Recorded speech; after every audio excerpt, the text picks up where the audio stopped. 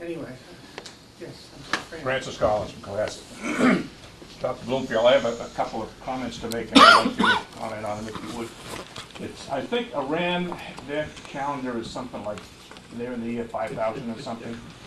I think the Jewish calendar is somewhere in the year 6000 or something. In the Roman calendar, we're in the year 2000. This glorious republic that we have the great privilege to live in, we're in our 200 and something year. I'm seeing, because we're such an insular country, and we're such a remarkable country, there's never been a country or a republic like this in the history of the world that I'm aware of, but I'm seeing an awful arrogance of ignorance in how we deal with the rest of the world.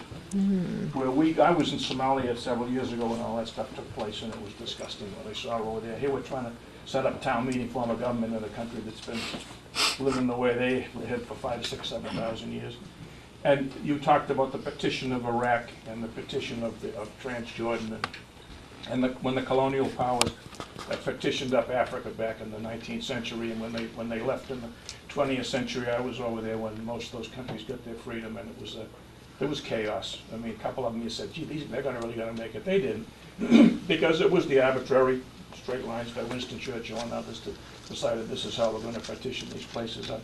So we go and try to instill our form of democracy, which is a remarkable form of democracy that we have.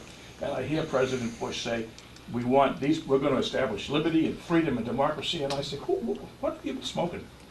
Have you ever been there? I mean, when they go, they stay in 5-star hotels. They fly in first-class accommodations in the airplanes. They don't get out with the people on the street. They don't understand tribalism. They don't understand ethnicities. They don't understand racialism. And yet they think that all of a sudden, because we're Americans, we're right.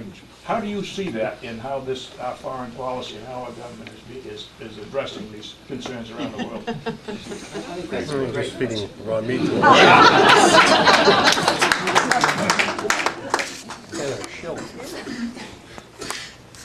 I'm just a kid from Cohasset. Think about, it's worse than you say. Think about 17,000 GIs, American troops, who don't speak the language, that are now ordered to go in there and stabilize and embrace the angry factions in Sadr City in Baghdad. There are only 6 Americans in the embassy in Baghdad, 1,000 people who are fluent in Arabic. I mean, the situation is so much worse than you described. You're giving us the good news.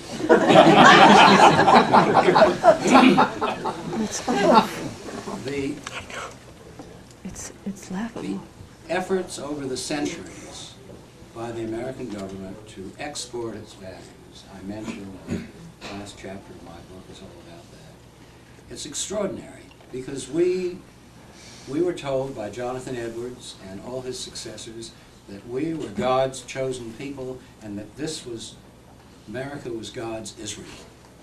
And the fundamentalists love this. This didn't conform with Thomas Jefferson's position that if you're going to have a viable democracy, you have to have a good degree of education. So we've got this history of marvelously well-intentioned missionary work and a history of failure when we encounter foreign cultures because the way we teach languages in school or don't teach them. Yes, sir. And cultures. And if you, again, I refer you to the book. Guess I'll have to buy it. Well, it's available. You can spend your money foolishly elsewhere. No, but it's a history of success, by the way, in exporting the U.S. Constitution. That is the oldest Constitution in the world, has been copied by most governments of the world. It's such a marvelous document, and it's a marvelous instrument of the people's desire for freedom and how to operationalize it. But when it comes to telling other people how to run their government, look, Cohasset broke off from Hingham, because, we didn't want them telling us how to run things here. Also, it took too long to get there by horseback. You're right, but it's, in a way, it's a good thing. Let me just give you my argument to that. Americans are born again every day. This is why what we're all saying here about Iraq, if things go moderately well and we manage to get out and there isn't slaughter afterward, no one's going to be thinking about this 10 years from now. There'll be an Iraq syndrome briefly. We've lived in Europe 4 times and I've lectured in 35 countries, and I'm telling you that we are innocents of history, so, compared with the Middle East in particular, people who marinate in their history. When Saddam Hussein tried to conquer Iran in the year 1980, the battle cry of some of the Iraqis was the Battle of Kerbala in the year 658. I'm not kidding. In the Balkans, when Serbia attacked, it was to rectify the Battle of the Field of Blackbirds, where they were beaten by the Turks in the 18th, 15th century. Now, we don't do that here. Northern Ireland. Yes. Northern Ireland, Same thing?